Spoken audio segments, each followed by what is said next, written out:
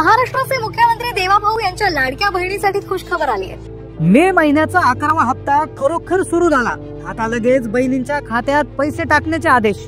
आता कोणत्याही क्षणी बहिणींना मेसेज येणार। पण लाडक्या बहिणींसाठी आता वयाची अट। राज्य सरकारने लाडक्या बहिणींच्या वयानुसार एक नवी यादी तयार केली। आता तुमचं वय किती आहे यावरून तुम्हाला हप्ता किती मिळेल हे ठरणार आहे।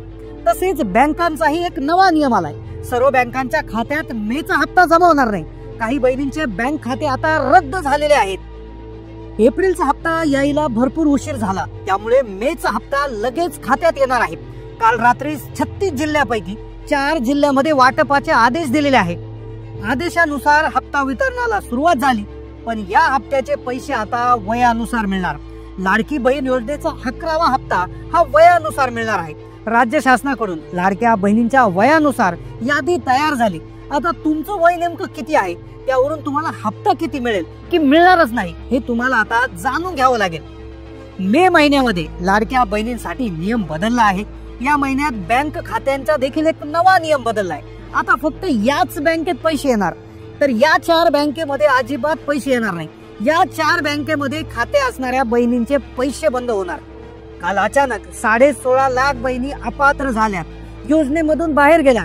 काल दुपारी 16.5 लाख बहिणी अशा होत्या की ज्या अचानक योजनेतून बाहेर काढण्यात आल्या। त्या सर्व नियमात बसत होत्या, पण त्यांनी एक छोटीशी चूक केली होती, त्यामुळे त्या बाहेर गेलेल्या आहेत। आता तुमचं वय नेमकं किती आहे? तुम्ही 21 ते 30 वर्ष वयोगटात बसता की तुमचं वय 31 ते 40 वर्ष वयोगटात आहे, की तुमचं वय 41 ते 50 वर्षामध्ये बसतं, की तुमचं वय 51 ते 60 मध्ये आहे, की तुमचं वय डायरेक्ट शेवटची जी कॅटेगरी आहे 61 ते 65 मध्ये बसता। आता यानुसार तुम्हाला हप्त्याचं वाटप होणार आहे। आता अर्जंट मध्ये तुम्हाला समजून घ्यावं लागेल, अन्यथा तुमचाही हप्ता बंद होऊ शकतो। अपात्र बहिणींची संख्या आता वाढायला सुरुवात झालेली आहे।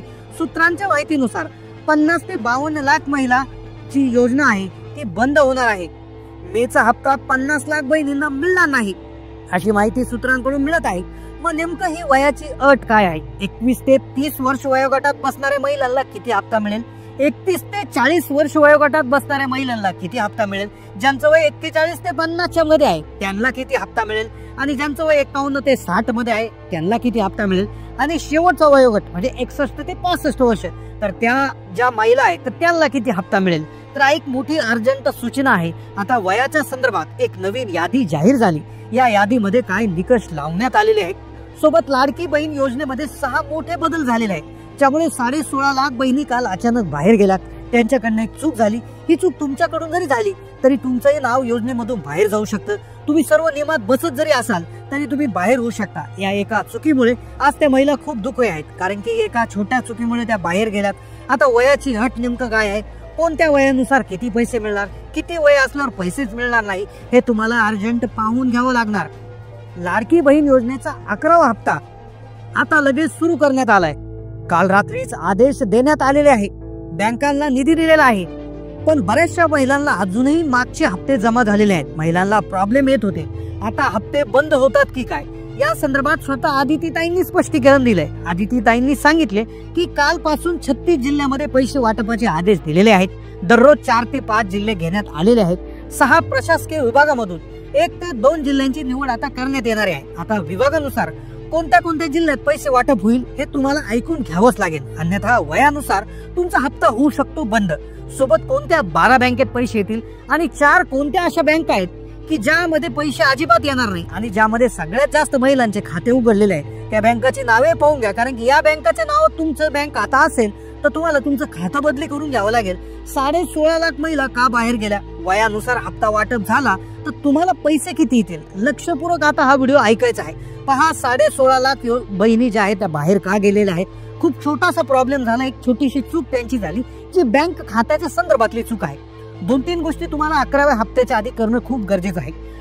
मे महिन्याचा जो 11वा हप्ता आहे तो सुरू झालाय, तो आपोआप जमा होणार नाही।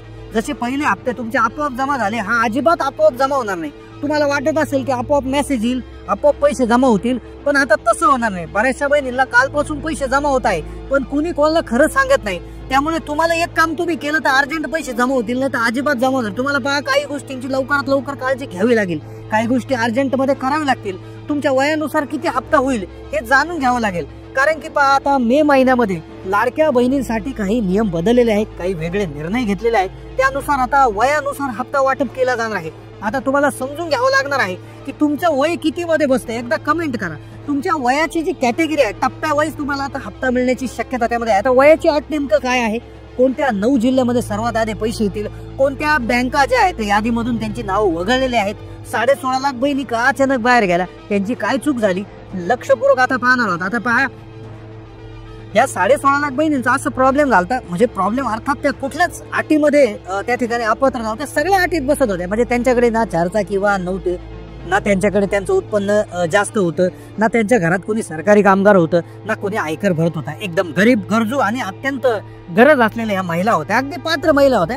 पण त्यांच्याकडून एक छोटीशी चूक झाली. ती चूक कोणती झाली, ती तुमच्याकडून जरी झाली तरी तुमचं मे पासून हप्ते बंद होऊन जातील. म्हणजे नुसतं मेच नाही तर जून, जुलै, ऑगस्ट, सप्टेंबर, ऑक्टोबर म्हणजे पुढले कोणतेच हप्ते येणार नाही. ती चूक क्लिअर करून घ्या.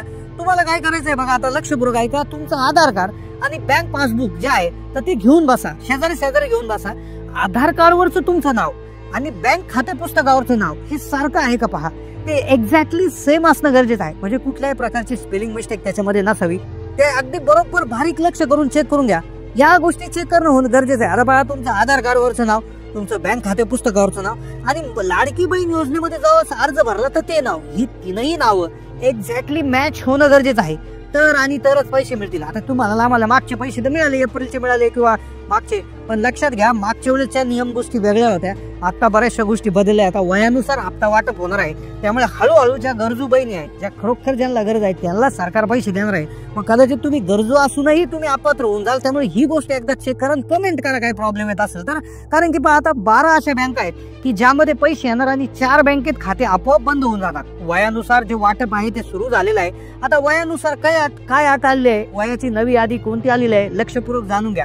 आता कोणत्या वयोगटातल्या महिलांना पैसे मिळतील, कोणत्या वयोगटातल्या महिलांचे पैसे बंद होतील. आता 2100 मिळणार की 1500 मिळणार की काहीच मिळणार नाही, वयानुसार कसं ठरणार आता लगेच जाणून घ्या. पण त्याआधी बँक खात्याच्या संदर्भातला एक नियम आलाय. 4 बँका ज्या अशा आहेत की योजनेतून बाहेर काढल्या. 4 बँकेत भरपूर महिलांची खाती होती. 4 बँका पूर्ण महाराष्ट्रभर आहेत. त्या महिलांच्या बँक खात्यामध्ये पैसे आता अजिबात जमा होणार नाही.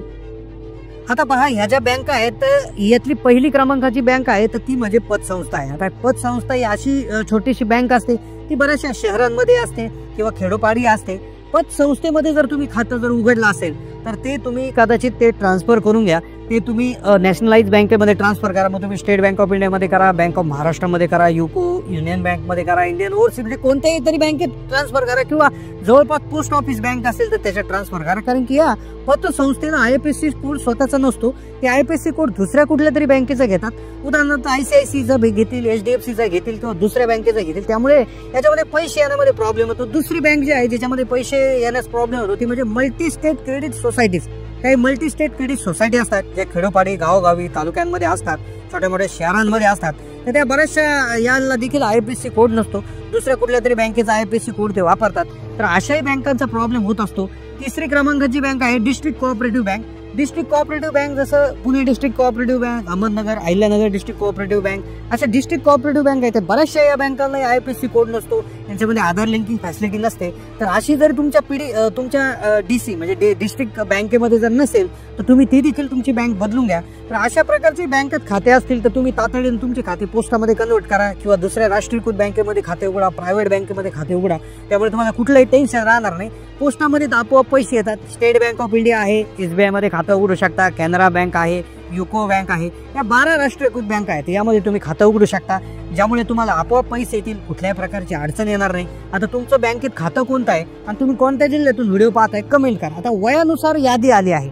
आता लाडकी बहीण योजनेअंतर्गत 2.5 कोटी लाभार्थ्यांमध्ये एक सर्व्हे करण्यात आला. त्यात असं आढळलंय की 83% महिला होत्या, ज्यामध्ये विधवांची टक्केवारी 47% होती. घटस्फोटित निराधार सोडून राहिलेल्या महिला 10% होत्या. तर आता जर बघितलं तर 30 ते 39चा जो गट होता तर 30 ते 39चा वयोगट जो होता तो सर्वाधिक म्हणजे 29% होता. त्यानंतर म्हणजे 30 ते 39 मध्ये जर तुमचं वय बसत असेल तर कमेंट करा. त्यांची सर्वाधिक टक्केवारी म्हणजे 29% त्यानंतर 21 ते 29 मध्ये बसणाऱ्या ज्या महिला होत्या वयोगटातल्या तर त्या 25% होत्या. त्यानंतर 40 ते 49 मध्ये लाभार्थ्यांची संख्या 23.6% होती आणि म्हणजेच 78% लाभार्थी या 21 ते 39 मधल्या आहेत. लक्षपूर्वक 21 ते 39 मधल्या लाभार्थी जे आहेत ते ह्या 78% आहेत आणि उरलेले जे लाभार्थी आहेत मग 22%, 55 ते 65 मधल्या आणि 60 ते 65 मधल्या 5% होते. म्हणजे 21 ते 39 मध्ये सर्वाधिक लाभार्थी असल्याचं लक्षात आलेलं आहे. आता पहा आता कोणाचं मग रद्द होणार? आता ज्यांचं वय वाढून आता 65च्या पुढे गेलंय, ज्यांचं वय आता 65चं 66 झालंय, 65 कंप्लीट झाले, तर या बहिणींनी वय कमी असताना फॉर्म भरला असेल त्यांचा देखील आता लाभ बंद होणार आहे. आणि ज्यांचं वय त्या ठिकाणी फॉर्म भरताना 64 होतं, 64.5 होतं आणि त्यांचं वय आता वाढलं, त्यांचा बर्थडे आला असेल आता काही दिवसापूर्वी आणि त्यांचं वय वाढून आता 65 कंप्लीट झालं असेल, तर त्यांनाही त्या ठिकाणी त्यांचाही लाभ आता बंद होणार आहे. ज्यांचं 66 होईल त्यांचाही लाभ त्या ठिकाणी बंद होणार आहे. आणि ज्यांनी फॉर्म 20-21च्या मध्ये आतले फॉर्म भरले असतील, काही 20च्या आत, किंवा काही महिला प्रतीक्षा करत आहेत की ज्यांचं वय कमी होतं 20च्या आधी, जे आता 20-21 झाले, तर अशा महिलांना लवकरात लवकर फॉर्म भरण्यासाठी आता सोय करून दिली जाऊ शकते. आणि नक्कीच त्यामध्ये त्या ठिकाणी एक होऊ शकतं. एक विशेष प्रकारे आता यादी तयार करण्यात आली. यादीमधले जे आकडेवारी तुम्हाला सांगितले आहे, तर तुम्ही जर त्या ठिकाणी वयानुसार बसत नसाल, म्हणजे जर तुम्ही 65 पेक्षा अधिक असाल किंवा 21 पेक्षा कमी असाल, तर आपला अर्ज रद्द करून घ्या, अन्यथा कारवाई होऊ शकते. मोठ्या कारवाईचा सामना करावा लागू शकतो, दंड होऊ शकतो. त्यामुळे नक्की कमेंट करा कोणत्या जिल्ह्यातून आणि कोणत्या बँकेत तुमचं खातं आहे. कमेंट करायला विसरू नका. चॅनलला नवीन असाल तर सबस्क्राईब करा. धन्यवाद.